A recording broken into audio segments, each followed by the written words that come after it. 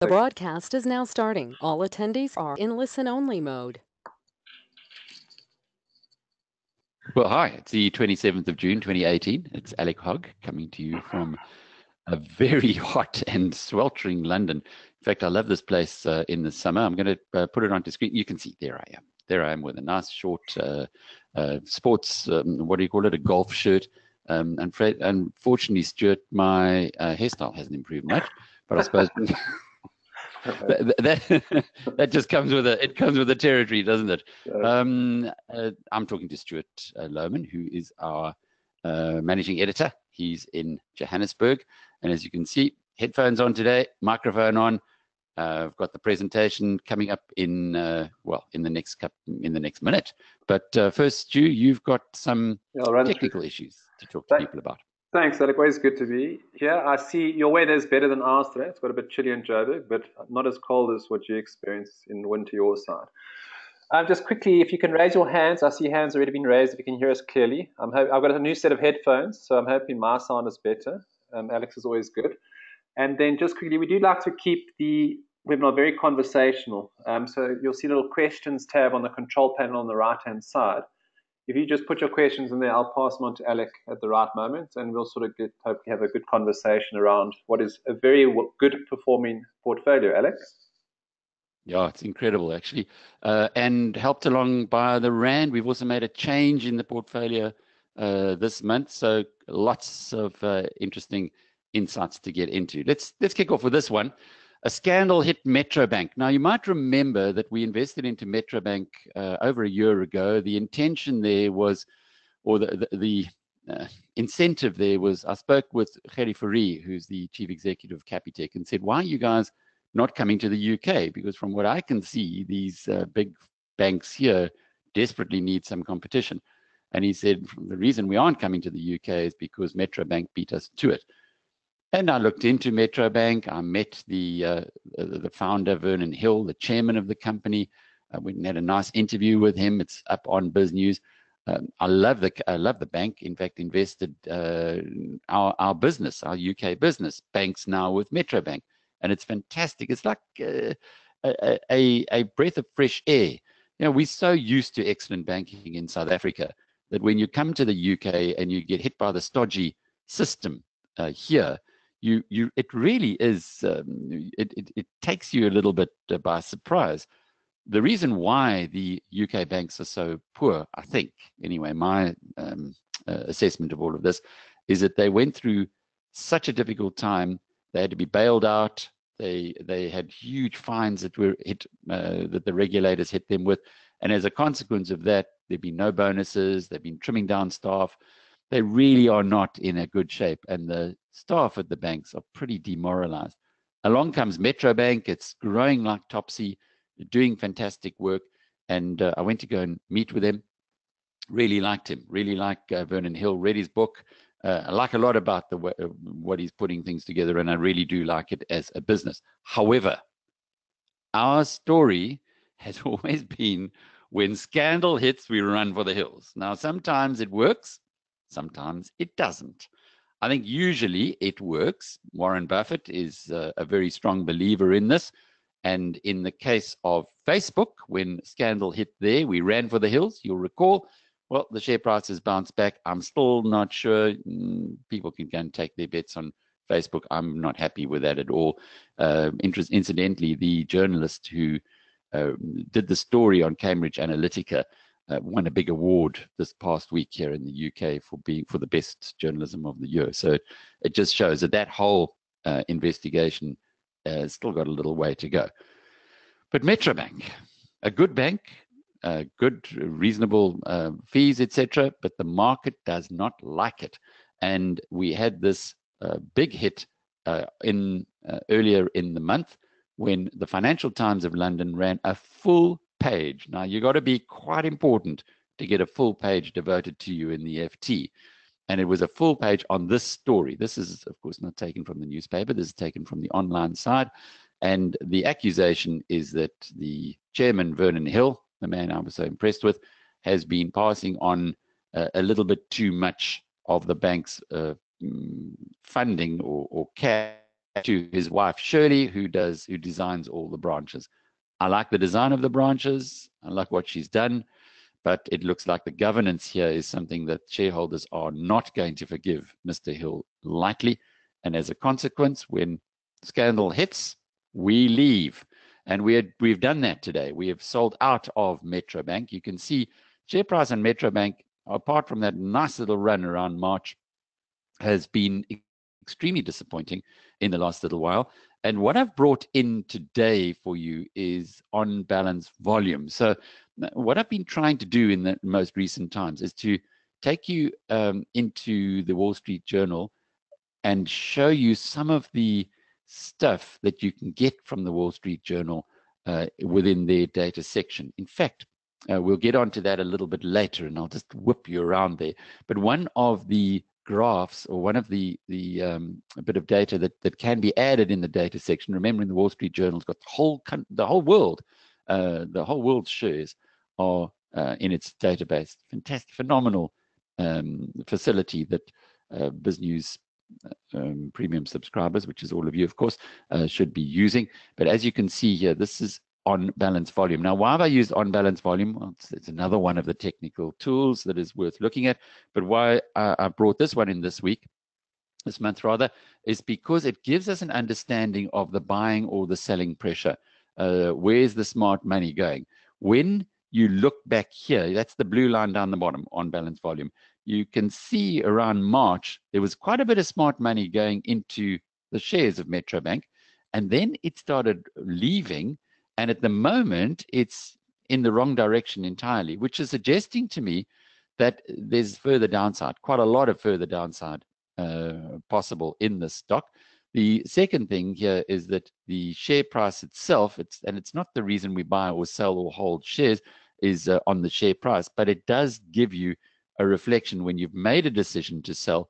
You do look at on balance volume, and of course, if you see that the on balance volume is going in the other direction, well, then maybe there's another little bit of news that you need to be assessing. Here, though, the market has made its decision on Metro Bank. It doesn't like Metro Bank. The problem here is a little bit like the problem that Elon Musk has at Tesla. Metro Bank needs capital from the market. Elon Musk can rant as much as he likes, but if he is going back to the market every year for $2 billion, because that's how much money Tesla is losing, he's going to have to play ball eventually.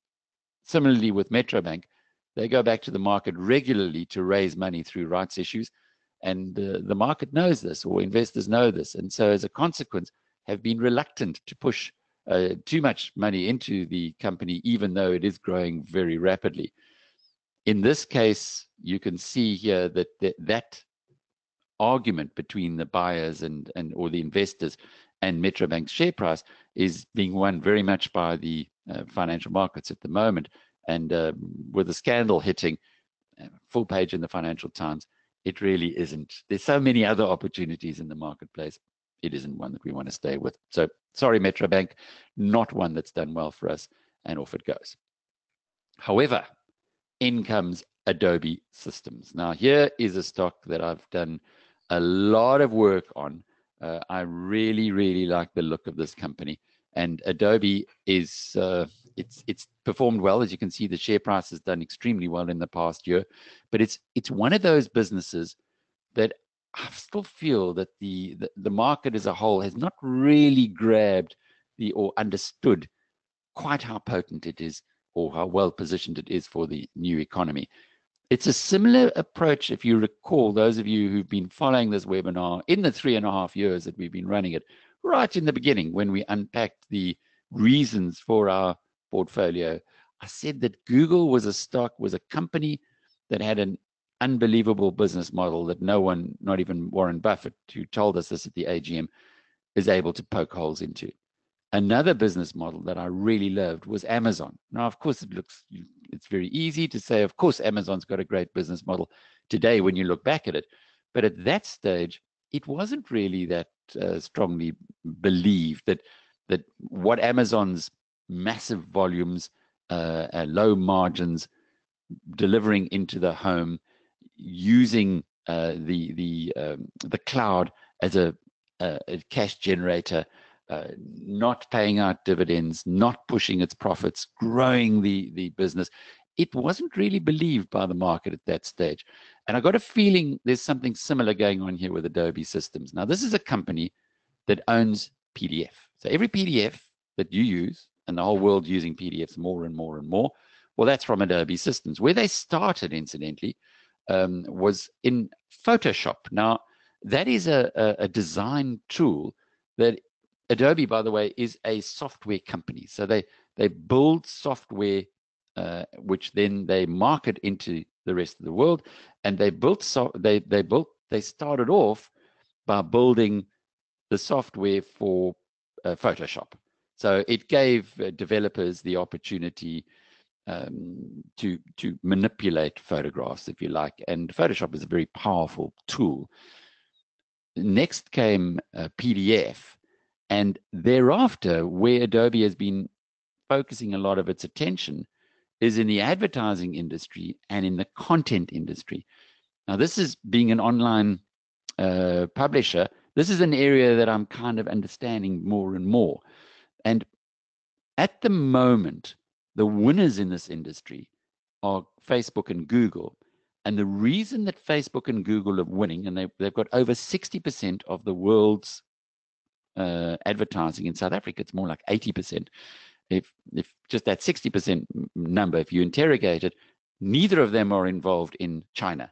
So of the whole world's online advertising, 60% is owned by Google and Facebook, and they aren't in China. So it can show you it's rational that they'd be owning something like 80% in countries like South Africa. Why do Facebook and Google dominate that market space so much? Because they can go to advertisers and they can say to advertisers, here is a granular look at the people who use Facebook and use Google. We can tell you where they come from, roughly what they do, what they're interested in, etc. Media companies have been on the back foot because they haven't had this information. So they haven't been able to go to advertisers and compete with them. Adobe makes it possible for them to get that granular information. And it is growing dramatically in the installation of its software into a whole new area. So it's got PDFs, it's got it's got a lot of the design tools like Photoshop, but its real power is in integrating for everyone who's taking on or who's being beaten up, if you like, by Google and Facebook. And there's no way that Facebook can continue at 50% profit margins. We know in capitalism that's not possible. You can't, that just doesn't happen indefinitely. Excessive profits attract competitors. And in this case, the competitors are now being given a tool by Adobe Systems to fight back. So Adobe Systems, to me, is just a wonderful business that is going to be hitting its straps more and more as we go into the future. It integrates. It's amazing software. I use it on all of our podcasts with something called Adobe Audition, and it's a little bit like Apple with the ecosystem. If you recall, we went through a little bit of a tough run with Apple in this portfolio, but kept faith by saying that those who are with Apple tend to stay with Apple because it has an ecosystem where everything is so well integrated. So it's very difficult to put a price on it, a value on the 1 billion devices that are out in the marketplace. So what does the market do? It gives Apple a price earnings ratio of around 18 because, and that's at the moment, was a lot lower in the past, because it bases that on the sales of iPhones. It doesn't give it, which is over 50%, about 60% of Apple's revenues are generated by iPhone sales. It doesn't ascribe a value to the network effect or to the ecosystem of Apple. And that to me is where where the real value in the long term lies. Similarly with Adobe Systems, it's got an ecosystem that exists, it's already installed and just getting stronger and stronger. Love this company. And it's nice to see that the share price has come back a little bit for us. So we bought in at a slightly lower price than where it's been trading recently, 242.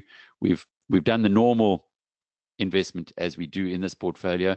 We buy new shares over 3 months. So we bought our first one third of 8% of the portfolio we're going to be putting into Adobe systems. We just bought the 1/3 today, and we'll be buying the next third next month and the final third the following month. But we have sold out entirely from Metro Bank. Now, there is a case to be said, well, why don't you sell 1/3, and then when you're selling, why sell it all? Why don't do the same process of sell it over 3 months? I just feel that once you've decided that you want to get out of a particular stock, it probably makes all the sense in the world to effect that immediately. Of course, there can be changes in it, but that's what we've decided to do now with Metro Bank. So here is the impact of this on the portfolio. We went into this period with a cash holding of just under $14,000. The sale generated just under $20,000, and we've bought our first 1/3 of Adobe systems, which is just under $10,000. So that's the change to the portfolio from a cash perspective. The other big move in the past month on the portfolio has been the South African rand. Now, I wanted to highlight to you some of the amazing data that we now have on the free-to-air section of BizNews. So you can go onto the homepage. You can click on. In fact, I'm going to take you there in a minute. But just to show you how to get into this. But this is a graphic that I pulled out of our back page, our back end rather. I took the 3-month graph, and if you go across there to a month ago, so just before June, the 6th of June, you will see that the rand has gone from around 12.50 to, as it is at the bottom there, other indicators, rand US dollar 13.68. So that was taken about an hour ago. The rand has really taken a hiding in the past month. Of course, this is a portfolio that is offshore, and as a consequence of that, it has lifted the value of the portfolio significantly. Overall, the portfolio in US dollars has gone up just a couple of $1,000, and really where the differences were here. Amazon, what more can I say about Amazon? It's just been the most incredible performer for us, and in the past month it went up still further. It got as high as $1,750, $1,750 a share, and for someone who bought the shares at $328, as you can see there, in December 2014, that's just an incredible increase. It gets back to the whole idea that we need to ride our winners. Many traders will say you don't make a profit until you sell. But imagine if we'd sold Amazon at $500. It looked great, wouldn't it? But now sitting at $16.91, not so great anymore. Anyway, it's up in the past month by $81 a share. And that has added to the value of the portfolio. The other nice mover in the month was Google, which was up about $40 a share, and we saw very small increases in Microsoft and in the overall market. The overall market, and that's on the Vanguard S&P 500 index, that was virtually unchanged. It went from $250.04 to $250.61. So the real move in the past month has been upwards anyway, has been through Amazon and Google, our two biggest shares in the portfolio. Metro Bank we've sold out of, and we were quite fortunate there because when we bought into Metro Bank, although we paid a price of $32 a share, sorry, 32 pounds a share, at the time the pound was trading at 124 to the US dollar. In other words, $1.24 for 1 pound. Today it's trading at $1.32. So the pound's appreciated slightly. The Metro Bank share price has gone down a little to just below 32 pounds a share, but we ended up actually making us more profit. Not that we play exchange rates, but we made a profit of about $600 on that whole trade. Not great, considering that this portfolio is growing at 35% a year and that we held that share for 2 years. So it was definitely a laggard in the portfolio. But I guess the reality is that we're out of it now, we're gone, and we'll be looking much more to an exponential stock there in Adobe systems to make up for Metro Bank, which just has hit scandal. And although it's a great company, It's one of those businesses that it's like, would you drive a Tesla car? Absolutely, fantastic car. Would you own the shares? No. Would you um, bank with Metro Bank? Absolutely, fantastic bank. Would you own the shares? At the moment, no. And that's the reality of the positioning that we're taking on this side. So when you have a look through the whole portfolio there, the real movers, as I said, were Google and Amazon. On the way down, slight decline for Berkshire Hathaway and for Alibaba. And we saw Tencent coming down from 405 Hong Kong dollars a month ago to 377 Hong Kong dollars. That, of course, has also affected the South African connection, being Naspers, the biggest shareholder in Tencent. So the portfolio in rands, however, with that rand taking a hammering in the past month, going from 12.45 to 13.68, the value of the portfolio in dollars went from $358,000 to $360,000. Remember, we started with $200,000 3.5 years exactly. Now it's 42 months ago. In rand terms, the portfolio has actually picked up 275,000 rand in the past month. It's gone from 4.475 million to 4.75. Sorry, there we can see 4.78 million. So a nice uptick in rand terms, driven primarily by, or driven in this month anyway, by the rand's decline, which puts a big improvement on the portfolio. Our annualized return was 32% a month ago. It's now sitting at 35% annualized. Incredible. Now, please don't put that into your projections and say, well, I'm going to put $100,000 in this portfolio and it's going to be worth $135,000 in a year's time. That's just unrealistic. But what is happening at the moment is that the portfolio is currently structured, is enjoying a very good run because exponential shares are in favor. And I urge you to go onto Biz News and go and listen to that interview. The interview is free to air. The transcript is up on the premium section. The interview I had with Bob van Dijk and Basil Skordos, the top two at Naspers this week. I went into London and sat with them in the JP Morgan building for half an hour. And I asked them about their exposure to the South African market. 18% of South Africa's all share index is now in Naspers shares. And I said, don't you feel bad about this? And their view, or don't you feel intimidated because you are carrying so much of the retirement portfolios in your on your shoulders? And Bob's response is very good, and I see Stuart's put up the link there on the chat section, so it's worth making a note of that and going and clicking on it.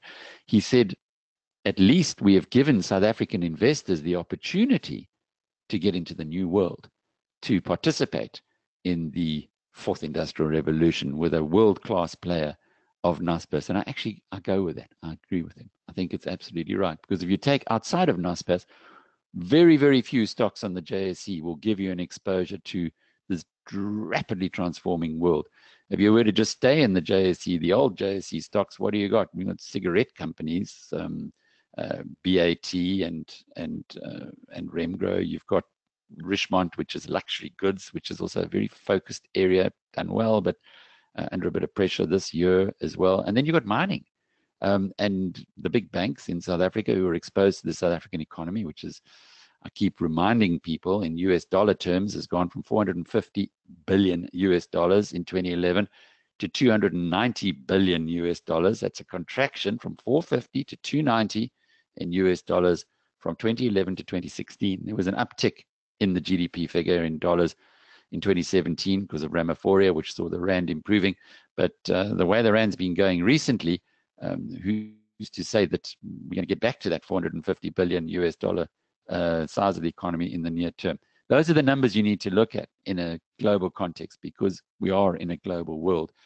And it is not for us to make decisions on the politics or indeed what should be done or what we agree with or disagree with. It's for us to say, what are the parameters? What can we see? And what we can see as far as South Africa is concerned is that the risks are high and you need to have exposure outside of the country. You can also see, as far as South Africa is concerned, that its GDP is 0.5% of global GDP. So why expose yourself to a tiny percentage of the pool if you've got the whole world to choose from? That's really the whole analysis behind WebTrader and why we've been supportive of this whole process in the past. I think just to do something a little different now, I'm going to take you out to, let's just go and have a look out at the, I wanted to show you on the Wall Street Journal very quickly, just to show you something completely different and how this works. So let's put this up here. Stuart, are you seeing a big screen now? You seeing Yes. Adobe systems there? Yes, it's okay. all good. Thank you. Just to go back, and I really think that it's worth following this. There's the Wall Street Journal, and as a BizNews premium subscriber, you get a full access to the whole thing, and that comes part of your £4.99 payment. But now, just to talk specific, and it's amazing. I mean, it really is the most incredible facility that you can go down and read in just about anything you want to. But where I want to take you now is particularly onto the data pages, the markets pages. So the way I go into it is, let's just go into markets and currencies, that's if you want to have a look at the currencies. They've got currency overviews. I'm going to show you on BizNews in a moment what we've got for that as well. But I really like to play with the individual stocks. So I hit the search function. There it is. What do we want to look at? Amazon. Okay. So there it comes, up it comes, anything there. I might have gone a bit quickly. Let me just start that again. So here, enter news, quotes, companies, or videos. You've hit the search function on the homepage. Here we are, Amazon. We can write the whole thing out if you like. There are it helps you. It brings up the search. There is Amazon.com Inc. listed on NASDAQ. You click on that, and that takes you onto a page which shows you the latest share price of Amazon, even pre-market. So it was $16.91 at the close last night. That was when the NASDAQ closed. Before the NASDAQ opens this morning, it's down a little, down about 0.5%. It's $16.79. It's predicted to be opening at that level. You can see down here, it gives you news from Amazon. If you wanted to read any of those stories, you can click on that and it'll take you to them. Just very briefly, there we can look at tech stock. I clicked on the first story. Tech stocks and this momentum indicated they're coziest, and away they go. So it's got all of that information at your fingertips on that side. But what we're interested in is going to advanced charting. And here you can see the chart of Amazon.com coming up here. Of course, you can run it for any period you want to. Just give you the 10-year chart. You can see how the stock has really picked up. In how lucky were we? In 2014, it was about there, was exactly the point that the stock started running. So it was started picking up. So that was in, we invested in, well, it's not giving us the exact number, but there was 372 beginning 2015, and you can see where it is today. But what I really want to just highlight for you, because I know a lot of people love technical analysis. When you go, you can there clearly you can overlay all kinds of those charts, Bollinger Bands, etc., price chart, whatever, simple moving averages, and so on. The one we use there, as you can see, is the 60-day moving average. But down the bottom, and look at this, you've got all these different indicators. The one we're using today on the charts is on balance volume. And there you can see it's the blue line, and it'll give you exactly what the on balance volume is. You can change that and make it a money flow index, which is a little like on balance volume, which shows you where the smart money is going. So on balance volume, it shows that there's quite a lot of money that's being still supporting the Amazon share price, whereas the money flow index it's coming down now towards neutral. So the share price, although it has upticked in the last day or so, and we can actually see that even clearer by doing it this way around. There's a 5-day graph for Amazon. And you can see that the volumes are picking up a little bit there. So on the money flow index down the bottom, the red one, it's getting a little bit stronger. This is for traders. This is for people who are making their money on a day-to-day basis. But it's got all kinds of I don't know what an ulcer index is, but that's quite an interesting one. But it's got volumes, which you can see before, PE ratio, which is irrelevant in Amazon's case because they don't really drive money towards profits for shareholders. They don't pay dividends. They're still in an expansion phase, and various of those transactions. You can also see what happens at the time that the certain events occurred. We're going to have to make that graph a little bit bigger to understand what events have an impact there. Of course, they've never paid a dividend, so that was a bit silly, wasn't it? There's earnings. So there's at the quarterly earnings. There it came out. What happened in that case? The result there after that quarter was that the share price went up. The result of that quarter was share price was a little bit lower, and so on and so forth. So there is a wealth of information in the Wall Street Journal on the back end there that I just wanted to show you. And very quickly, as far as BizNews is concerned, there's that story with Bob van Dijk and Basil Skoros. But just as far as BizNews is concerned, our free-to-air data is there. It's on the top menu bar. It's on market data. And when you click onto market data, it will give you 15-minute delayed prices of all the stocks on the Johannesburg Stock Exchange, all the indices. Go and play around there, and I think you'll get a good understanding of why we're so excited about this facility. Directors' dealings. We've got as far as I know, the only free-to-air SENS that is available on the Johannesburg Stock Exchange online. So you can go and get the Stock Exchange news service, and it's also SENS has also got a search function where you can search the various announcements.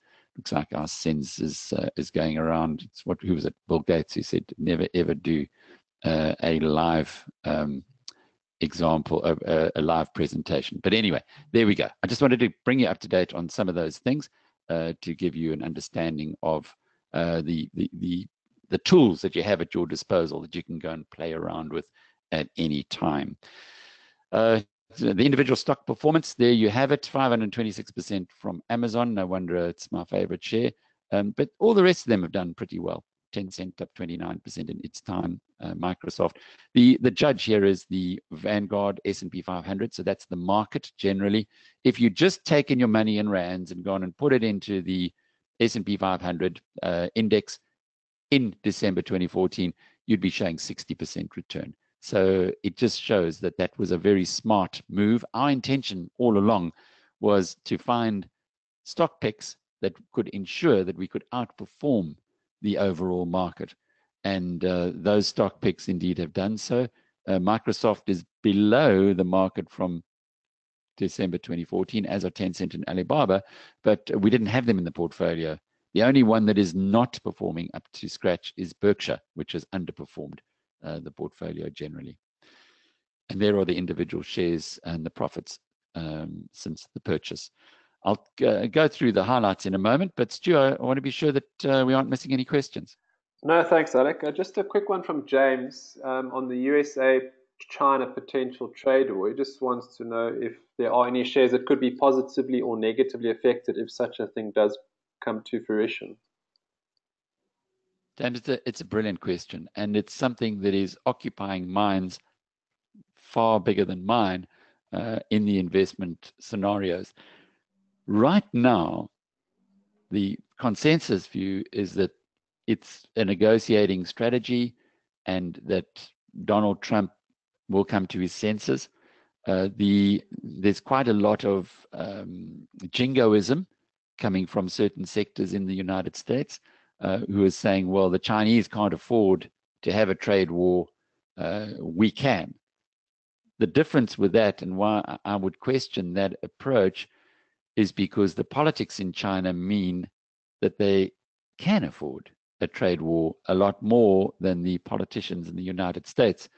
Because the minute China starts targeting areas in the United States where the politicians might not get re-elected. And there was an example that we've used of Bourbon in Kentucky. And there's a Republican representative from Kentucky who is in a very powerful position in the party, Donald Trump's party.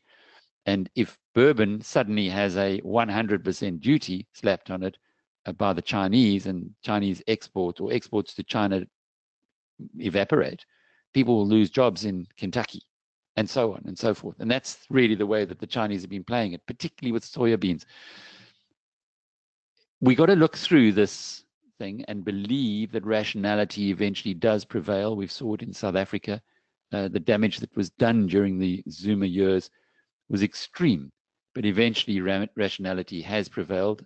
The problem for South Africa is the challenge to fix the mess that was made by the Zuma and his acolytes is a lot worse than, or the problem is a lot bigger than people anticipated. Hence, the evaporation now of Ramaphoria, and of course, also it hasn't been helped by this whole expropriation without land, without compensation debate, which is being interpreted by the international community, along with what happened with the mining charter, as a government's ability to actually break its word and to break its promises. The Constitution is pretty clear on all of this stuff, and international investors, remember, don't have to go anywhere. Capital is cowardly, and if they see that there's a slight prospect of the properties, for instance, that they have invested in being stolen or being taken away, expropriated for perhaps very good political terms, they just won't put the money in. They won't buy the property.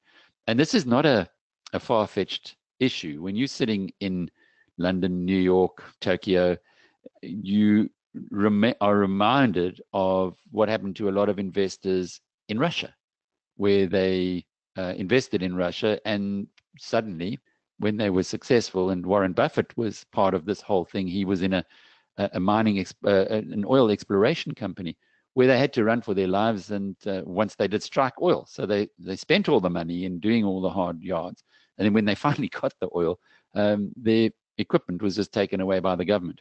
And it's happened throughout South America as well. Venezuela is the most obvious recent example. And when you have politicians in a country who are even talking along those lines, why invest? That's what's happened in South Africa at the moment. So we've seen the rand coming under pressure, and the uncertainty about expropriation without compensation has weighed very heavily on an international community that is desperately needed to get South Africa's growth rate going again. I take a more sanguine view.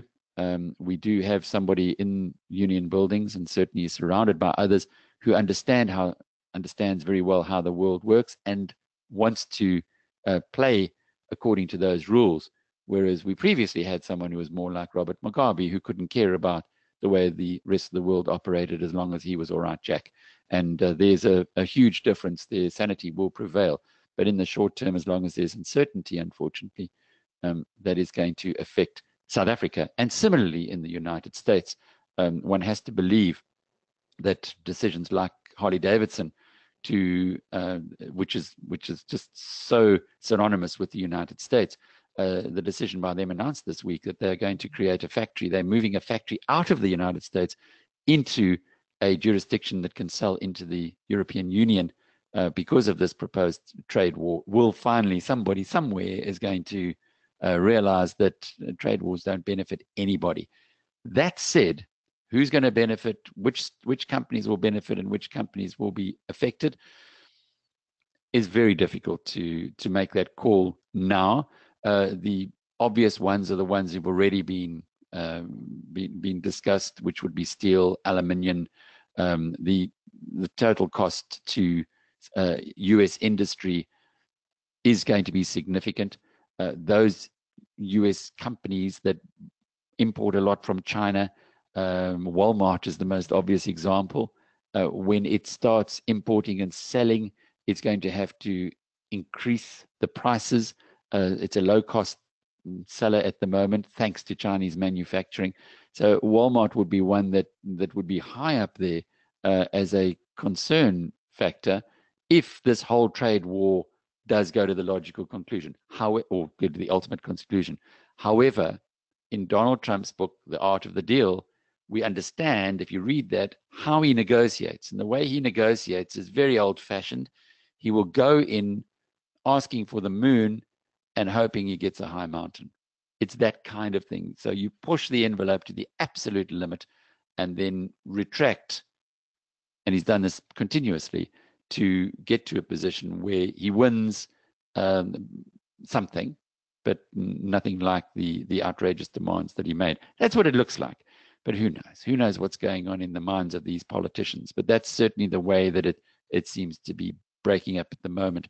The Economist had an excellent piece about this a couple of weeks ago, where it warned US business to be careful about the love affair that it has with Donald Trump. There is that this could backfire on them, because if they push it too far, like anything in this world, if you go too far, it's very difficult to regain that position. Sorry, I can't help you be more specific on that one, but as we are positioned at the moment, we're quite happy that our companies that we're invested in are not going to be overly exposed to any of this craziness. Excellent. Thanks, Alec. Arrested just wants to know, what was the starting capital of the portfolio? It was $200,000. We began with $200,000, which at the time was just over 2 million rand. Excellent. And just a quick one from Peter. He says, why not Netflix? Yeah, Peter, amen. I really missed that one. You know, I missed Netflix, and I'm sure you could also say, why not Facebook? Well, Facebook we had, and we ran with it for a while. I just got to go with this view that when scandal hits, you got to leave.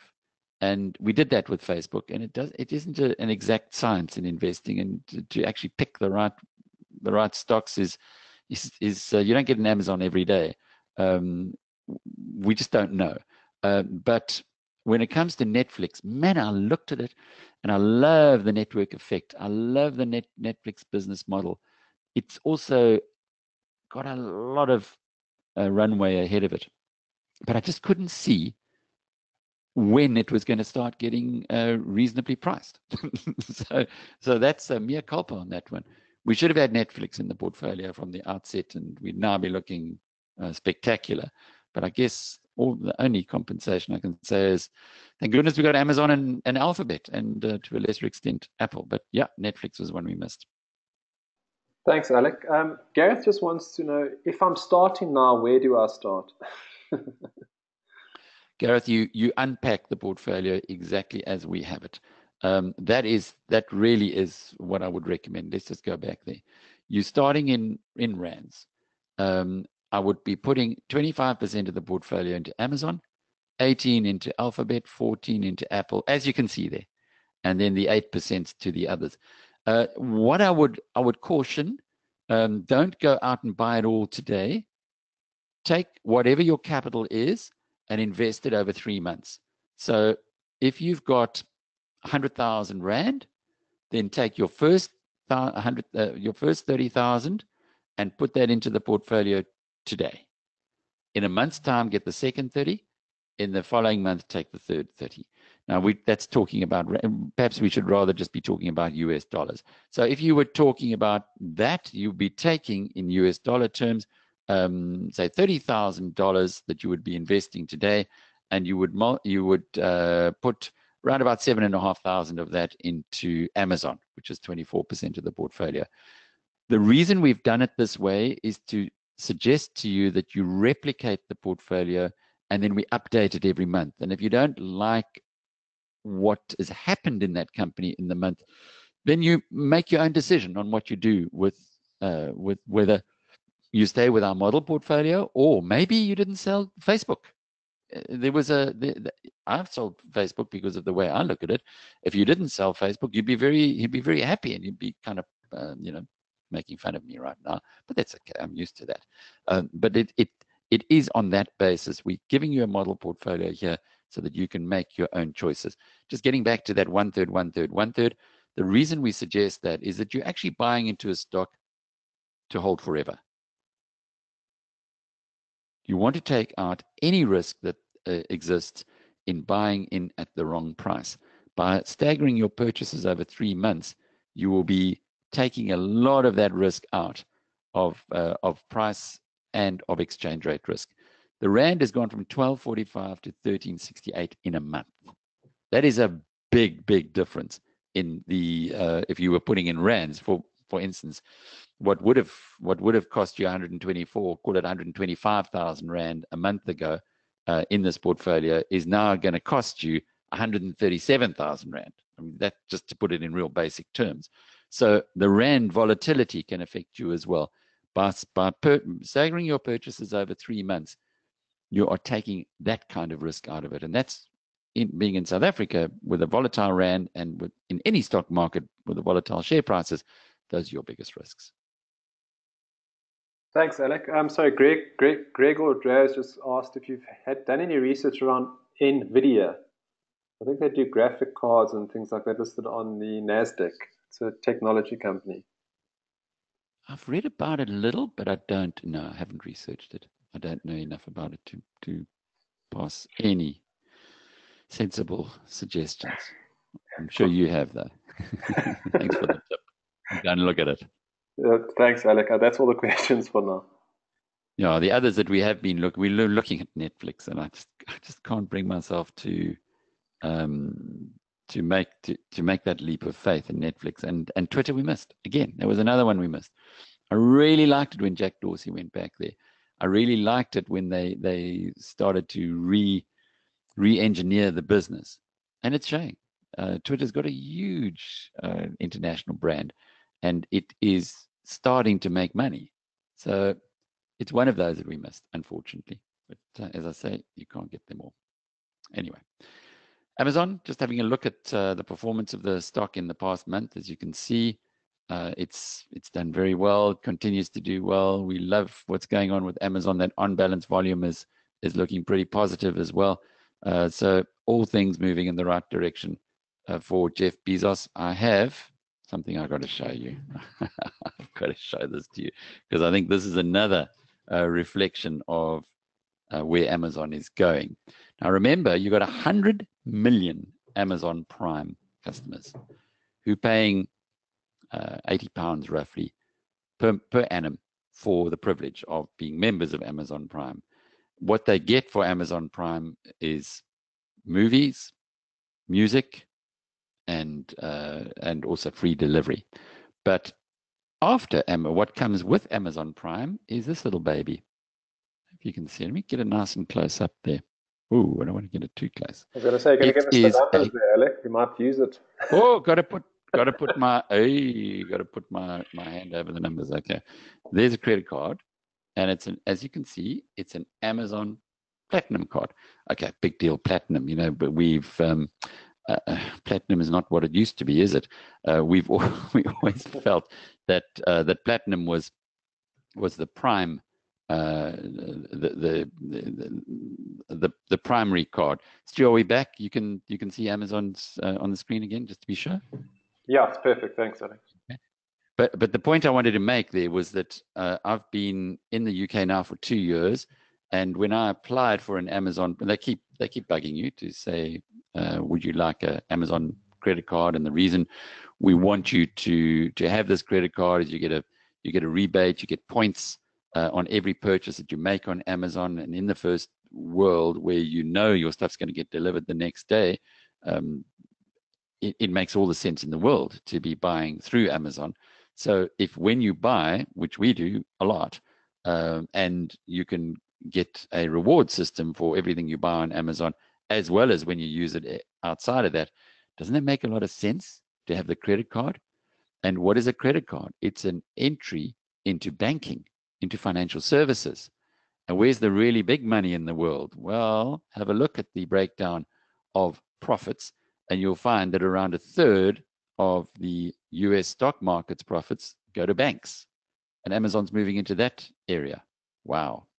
Anyway, I just thought I'd show you that Amazon credit card to give you a real life feel, an example for where Jeff Bezos is taking his company next, and the disruption that is happening, that has happened in the retail space, is now clearly going to be taken to a new area. So are we going to be seeing that share price going higher still in future? Very much so. So if you're starting off today, you haven't got Amazon, you got to put it in your portfolio.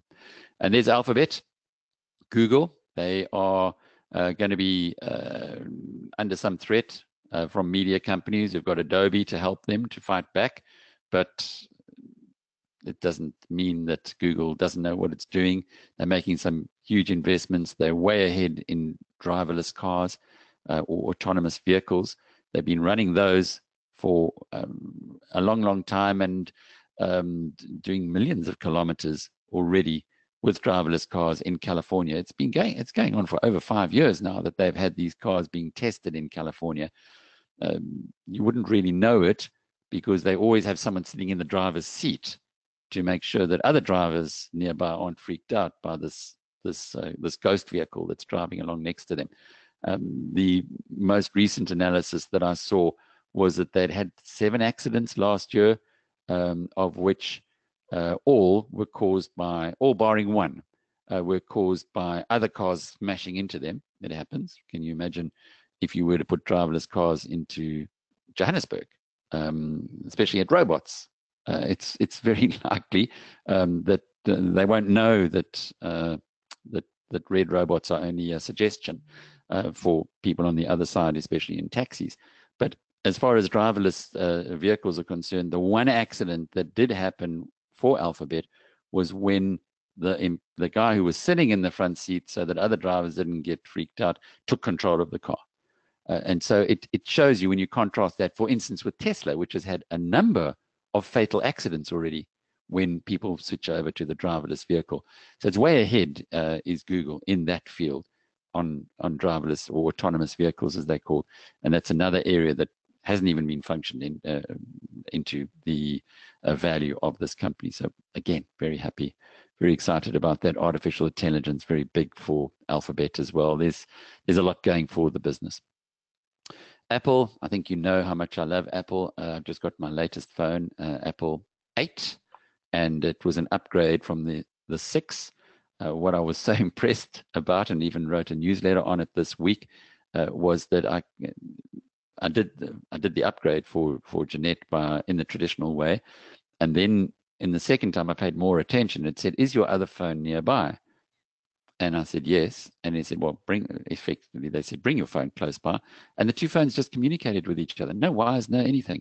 And my new phone was updated with everything that it had on the old phone. Oh, that's like science fiction. But Apple does that. They just keep getting better and better and better. And Warren Buffett is now a huge fan. I've been a fan of this company's since I bought my first computer, Apple IIe, in 1985. And you know what? They've never disappointed me. Fantastic products. That ecosystem we've spoken about as well. And you can see on the on-balance volume, it's still very steady. Investors love Apple and continue to buy the shares. Tencent Holdings has gone the wrong way of late. I think this could have something to do with concerns over the trade war, because we've seen a similar decline in the price of the other big stock from China that we hold in the portfolio.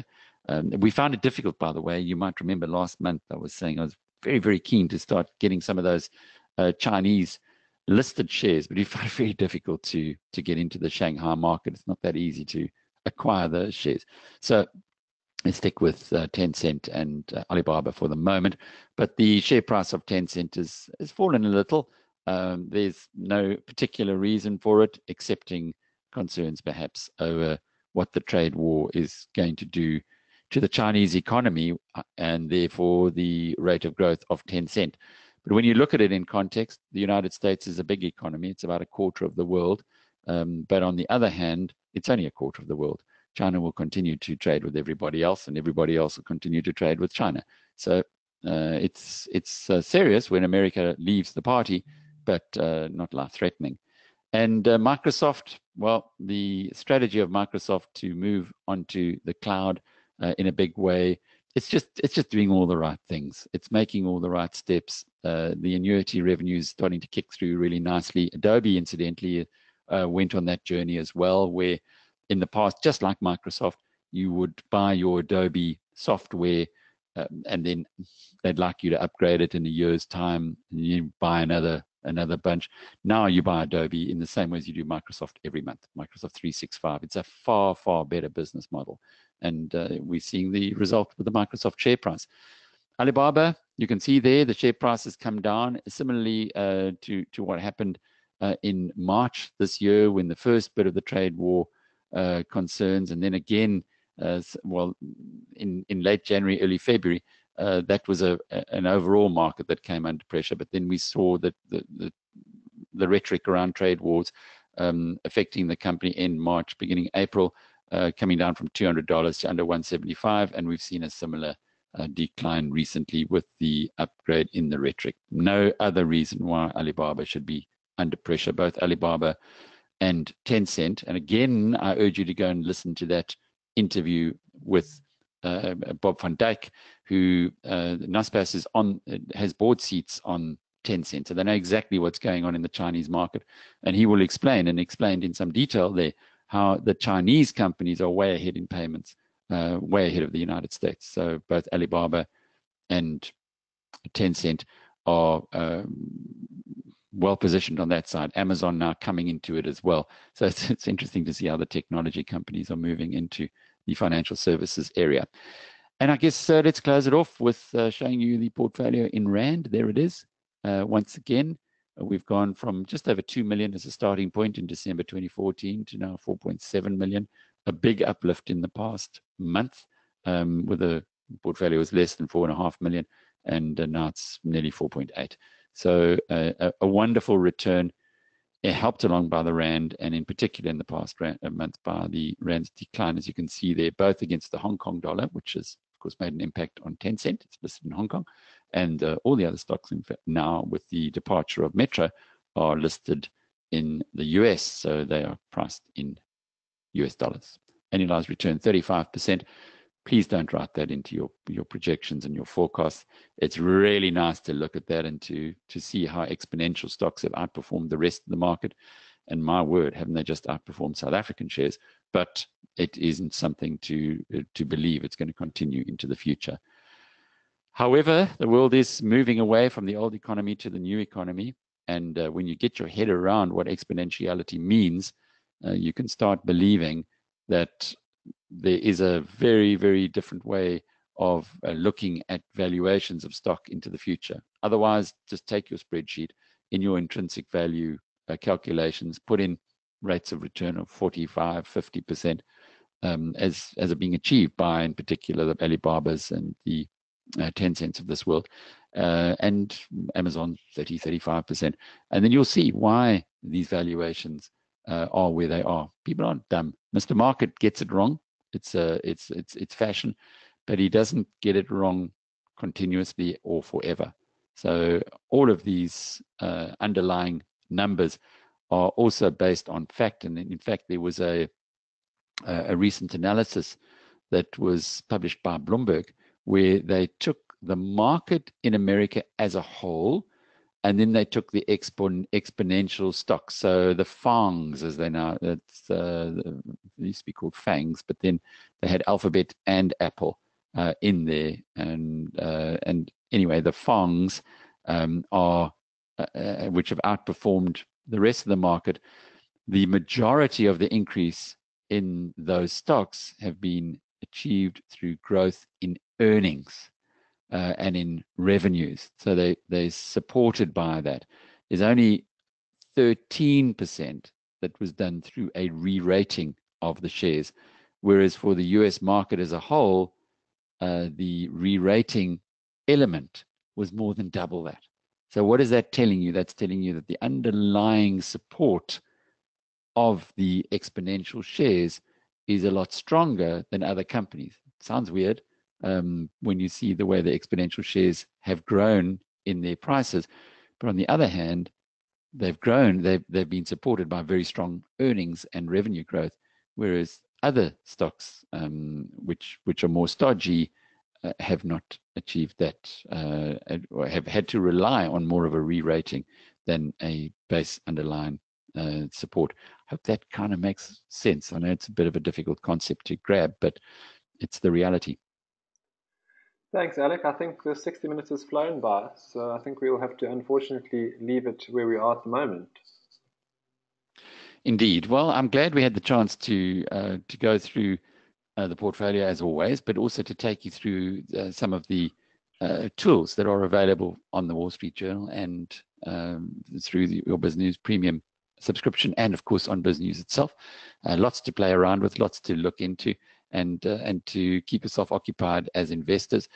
And we look forward to being back again in a month's time for an update on the global portfolio. From me, cheerio.